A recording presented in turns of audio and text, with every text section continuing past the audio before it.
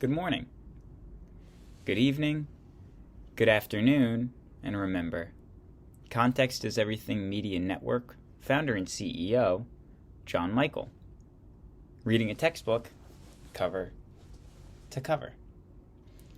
Today we're at page 356, and today's reading is The Scientific Revolution in the Renaissance.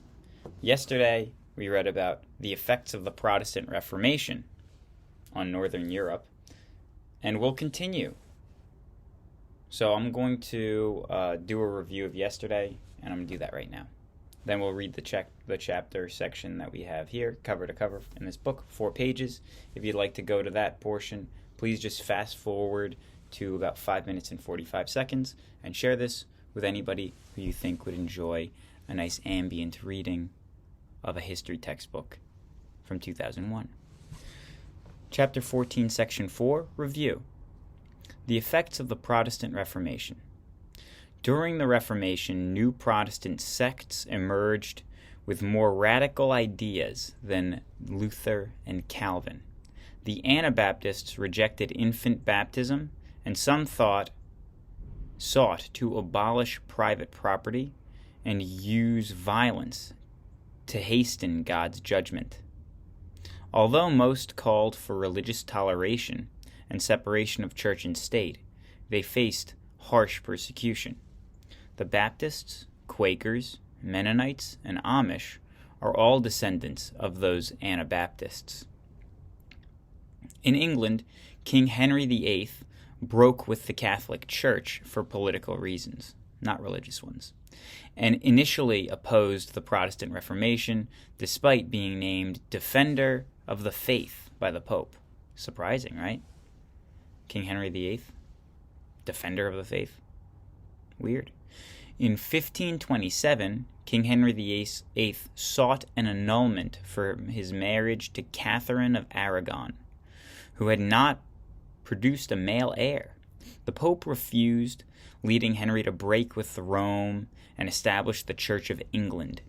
Under his rule, through a series of laws, many loyal Catholics were excommunicated for treason, including Sir Thomas More, who was eventually canonized as a Catholic saint for his virtues to the Catholic faith and his martyrdom. Thomas Cranmer, appointed as Archbishop by Henry, annulled the king's marriage, and Henry wed Anne Boleyn. Despite closing English convents and monasteries, Henry was not a religious radical and kept most Catholic forms of worship in the Anglican Church. When Henry VIII died, his Protestant-leaning young son, Edward VI, became king as a teenager and passed new laws bringing Protestant reforms to England. Mary Tudor, Henry's daughter, who took over after Edward's young death. Mary Tudor reversed the changes and persecuted Protestants during her reign. She also passed away fairly young. And then Elizabeth I became queen. These are all direct descendants of Henry VIII. Elizabeth I became queen. She established the Elizabethan settlement, a compromise between Protestant and Catholic practices. The Church of England retained many Catholic traditions but accepted moderate Protestant doctrine. With the monarch as its head, Elizabeth's reign brought stability and unity to England and established it as a firmly Protestant nation, avoiding the religious wars that plagued other European states. The Catholic Reformation was a response to the Protestant Reformation and was led by Pope Paul III. The Council of Trent was called in 1545 to reaffirm Catholic views, establish penalties for clergy corruption, and provide better education to combat Protestant teachings. The Inquisition was strengthened to root out heresy, and the Index of Forbidden Books was established, meaning books that Catholics shouldn't read because they're too radical in their, they could be Protestant, teaching them to be Protestant. The Jesuits, led by Ignatius of Loyola, were recognized as a new religious order and embarked on a crusade to defend and spread the Catholic faith throughout the world. Catholics experienced renewed feelings of faith, symbolized by Teresa of Avila, later canonized Saint Teresa of Avila. While the reforms did slow the Protestant tide and return some areas to the Catholic Church, Europe remained divided into a Catholic South and a Protestant North. By 1600, however, Rome was far more devout than it had been 100 years earlier, and piety and charity flourished across Catholic Europe. That's thanks to Pope Paul III. And wrapping up this review, during the period of religious fervor, persecution was widespread, with both Catholics and Protestants fostering intolerance and targeting each other, and radical sects like the Anabaptists. The same fervor also contributed to tens of thousands of deaths in witch hunts, with victims often being social outcasts blamed for society's problems. The Reformation also brought hard times to Europe's Jews, with increasing restrictions and segregation, and calls for expulsion and destruction of their synagogues and books from figures like Luther and Pope Paul IV. Pope Paul IV? Many Jews migrated to Poland, Lithuania, and parts of the Ottoman Empire, with some finding refuge in the Netherlands under Dutch Calvinists. Okie dokie. Moving on. Section 5, Chapter 14. The Scientific Revolution. Why don't we get started? In 1609, Galileo Galilei, I don't know how to pronounce his last name, Galileo Galilei trained his new telescope on the night sky. Its specifically ground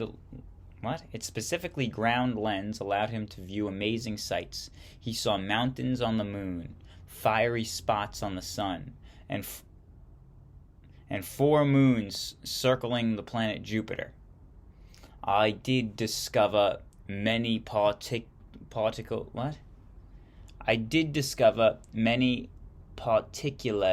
in the heavens that had been unseen and unheard of until this our age. He later wrote, Galileo's observations supported a new view of the universe. How is he looking at the sun through a telescope? That doesn't seem like a good idea at all. Leaders in the Renaissance and the Reformation looked to the past for models. Humanists turned to ancient classical ideas. Religious reformers were inspired by the Bible and early Christian times. By contrast, the profound change that took place in science in the mid-1500s pointed ahead towards a future shaped by a new way of thinking about the physical universe. We call that historical change the Scientific Revolution. Changing views of the universe. Heading. Until the mid-1500s, European scholars accepted the theory of the ancient Greek astronomer Ptolemy. Ptolemy taught that the Earth was the center of the universe. Not only did this view seem to agree with the common sense, it also matched the teachings of the Church. In the 1500s and 1600s, some startling discoveries radically changed the way Europeans viewed the physical world. A revolutionary theory. In 1543, Polish scholar Nicholas Copernicus published On the Revolutions of the Heavenly Spheres. In it, he proposed a heliocentric, or sun-centered, model of the universe. The sun, he said, stood at the center of the universe. The Earth was just one of several planets that revolved around the sun. Most experts rejected this revolutionary theory. In Europe at the time, all scientific knowledge and many religious teachings were based on the arguments developed by classical thinkers. Of Ptolemy's reasoning about the planets was wrong, they believed. Then the whole system of human knowledge might be called into question. But in late 1500s, the Danish astronomer Tycho Brahe, Tycho Brahe, Tychobrahe, provided evidence that supported Copernicus's theory. Brahe set up an astronomical observatory. Every night for years, he carefully observed the sky, accumulating data about the movement of the heavenly bodies. After Brahe's death, his assistant, the brilliant German astronomer and mathematician Johannes Kepler, used Brahe's data to calculate the orbits of the planets revolving around the sun. His calculations supported Copernicus's heliocentric view. At the same time, however, they showed that each planet did not move in a perfect circle, but as Ptolemy and Copernicus believed, in an oval shape called an ellipse. That's right. Galileo. Scientists of many lands built on the foundations laid by Copernicus and Kepler. In Italy, Galileo Galilei assembled an astronomical telescope. As you have read, he observed 4 moons of Jupiter moving slowly around that planet. Exactly, he realized, the way Copernicus said the Earth moved around the sun. Microcosm. Galileo's discoveries caused an uproar. Other scholars attacked him because his observations contradicted ancient views about the world. The church condemned him because his ideas challenged the Christian teaching that the heavens were fixed, unmoving, and perfect. In 1633, Galileo was tried before the Inquisition, threatened with death unless he withdrew his heresies. Galileo agreed to state publicly that the Earth stood motionless at the center of the universe. Nevertheless, he is said to have muttered as he left the court, "It doesn't move." I don't get it. What? Galileo agreed to state publicly that the Earth stood motionless at the center of the universe. Nevertheless, he is said to have muttered as he left the court, "It does move."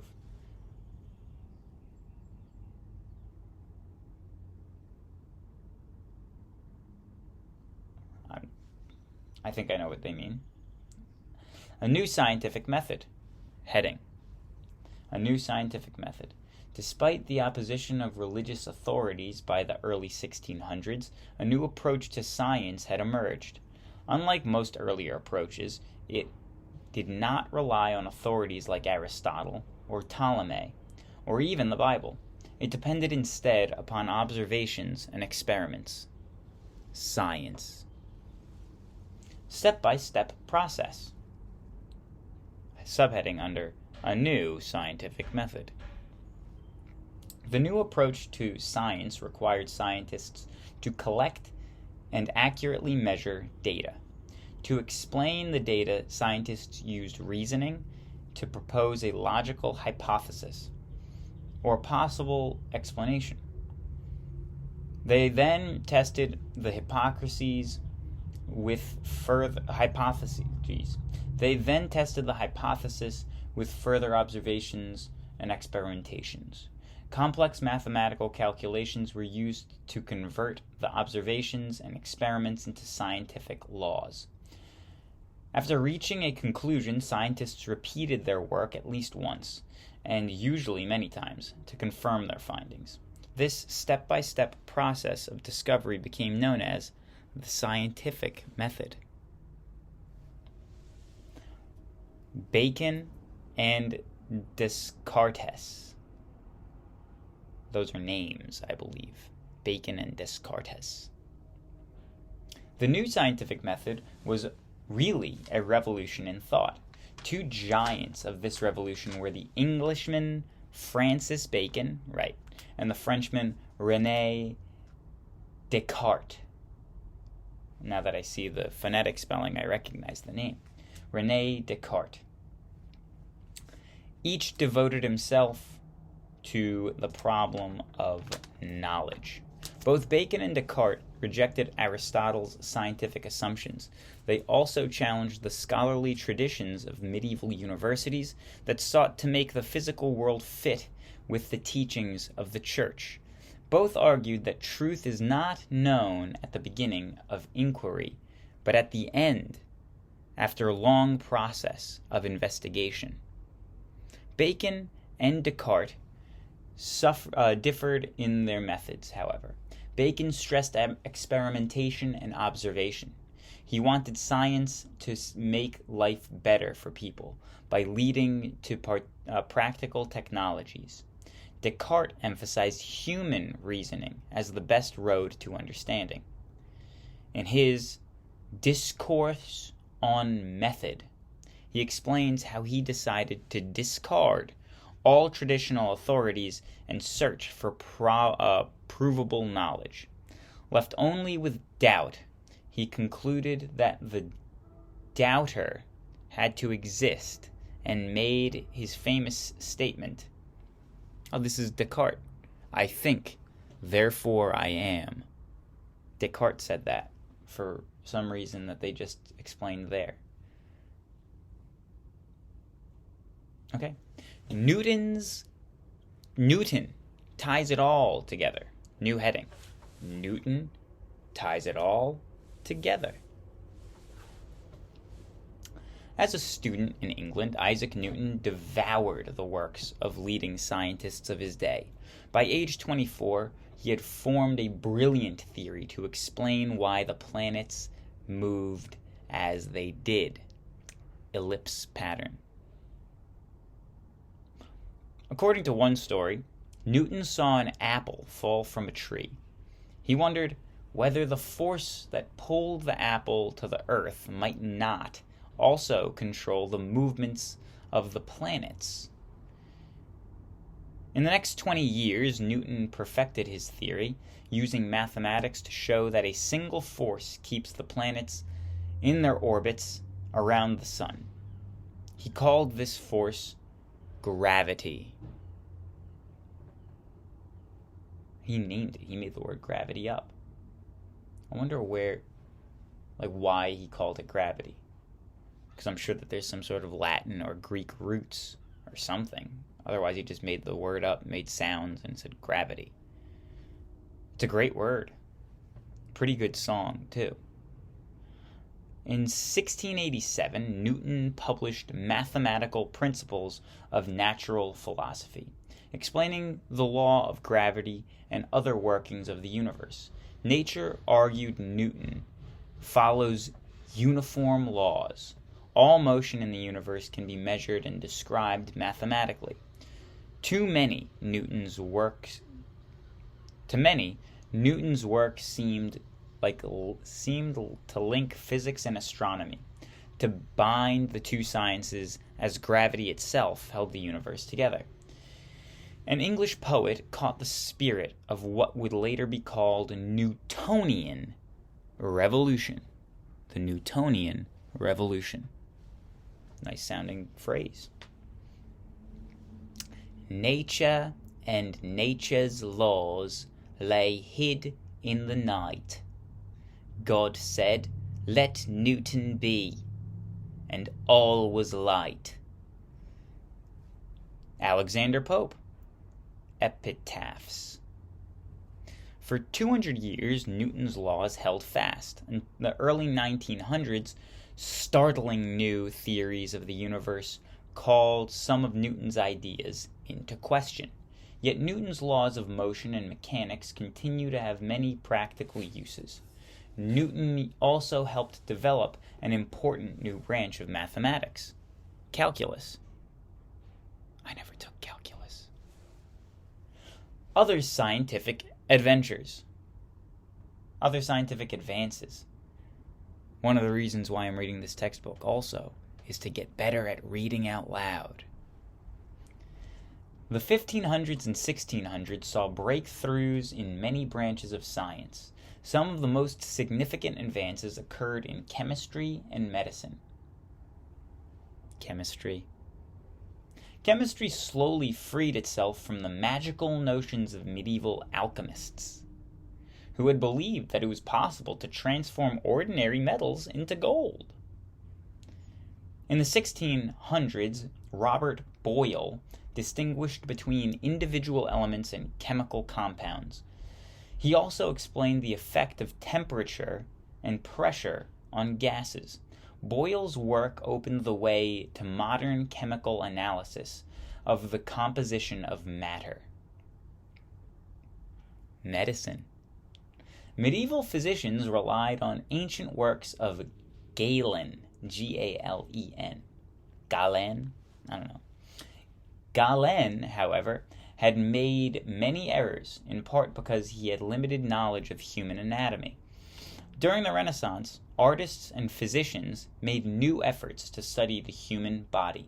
In 1543, Andreas Vesalius published On the Structure of the Human Body, the first accurate and detailed study of the human anatomy.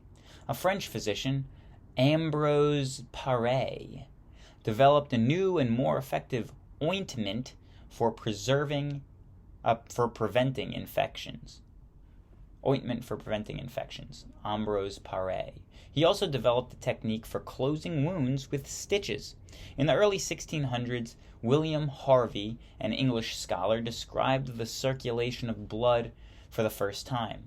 He showed how the heart serves as a pump to force blood through the veins and arteries. Later in the century, the Dutch inventor Anthony van Leeuwenhoek, Leeuwenhoek,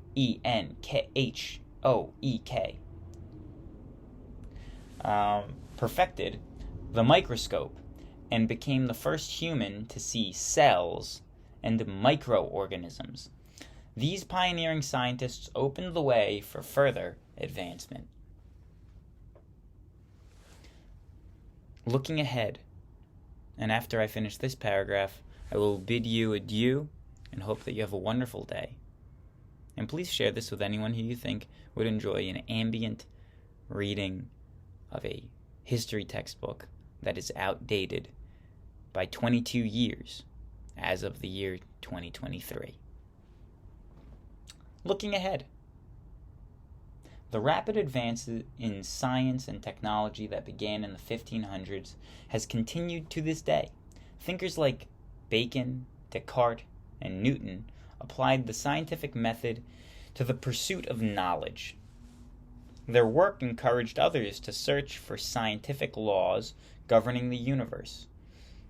Such ideas opened the way for the Enlightenment of the 1700s and the growing belief in human progress. Thank you for joining me. Thank you for joining us. Please like and subscribe if you've made it this far. And I hope you have a wonderful day. Bye-bye.